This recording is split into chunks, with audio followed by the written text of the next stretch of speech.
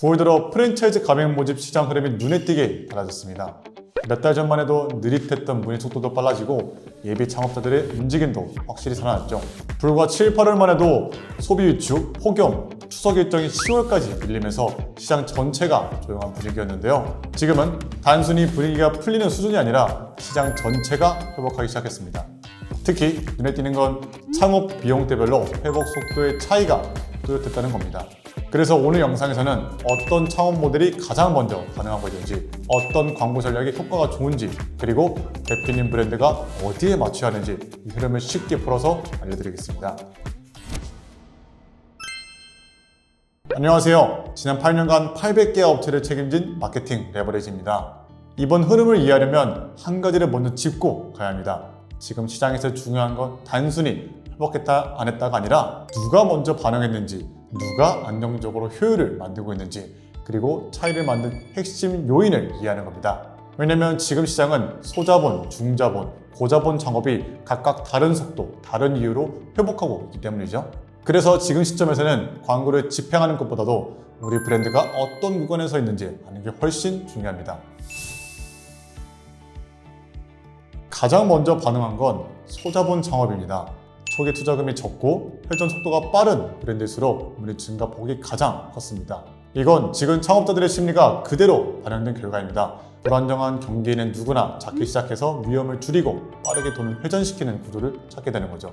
그 결과 비교적 진입장벽이 낮고 투자 부담이 적은 소자본 창업이 먼저 살아난 겁니다. 여기서 핵심은 단순히 비용이 싸다는 게 아니라 돈이 도는 속도와 위험을 줄인 구조가 얼마나 명확하게 보이느냐입니다. 예를 들어 10평에서 20평대의 소형 매장, 기존 매장 공간을 활용한 샵인샵, 가맹비, 교육비, 영원 이런 창업 모델이 빠르게 회복을 보였습니다. 단순히 소자본 창업이라고 말하기보다 1,000만 원 이하로 창업 가능, 투자비 회수, 주기 3개월 같은 구체적인 기준을 제시하면 문의율이 훨씬 높았습니다. 정리하면 이 구간에서 중요한 건 작아도 돌아가는 신뢰를 심어주고 그 메시지가 명확할수록 성과 내기가 쉬워진다는 겁니다. 두 번째는 중자본 창업입니다.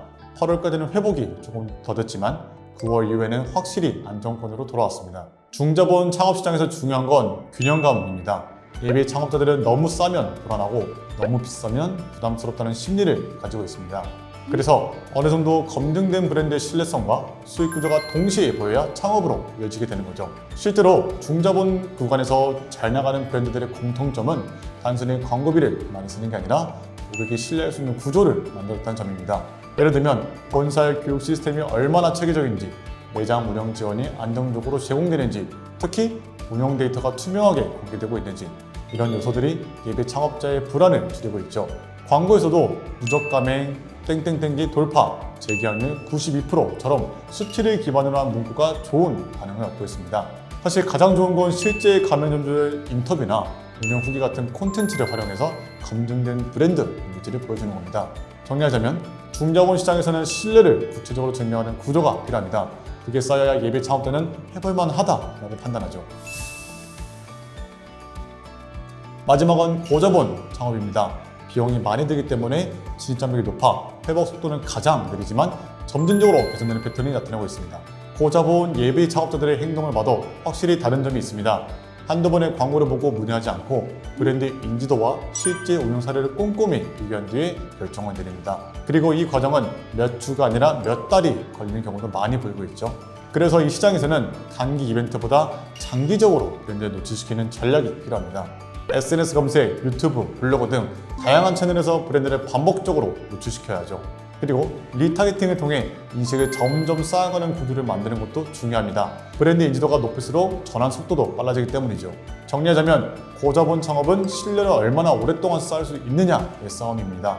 한 번 보이는 브랜드보다 여러 번 꾸준히 노출되는 브랜드가 더 오래 기억되고 그 기억의 창업으로 이어지는 거죠. 그래서 이 시장에서는 얼마나 자주, 얼마나 오래 보여줄 수 있느냐가 성과를 결정합니다. 지금 프랜차이즈 시장을 요약하면 이렇습니다. 소자본 창업은 빠른 회전과 낮은 리스크, 중자본 창업은 신뢰성과 안정성, 고자본 창업은 반복 노출과 장기 전략으로 효율을 올리고 있습니다. 10월은 연말 비수기 전에 마지막으로 성과를 만들 수 있는 구간입니다. 지금 구조를 점검하지 않으면 남은 25년도 그대로 지나갈 수 있습니다.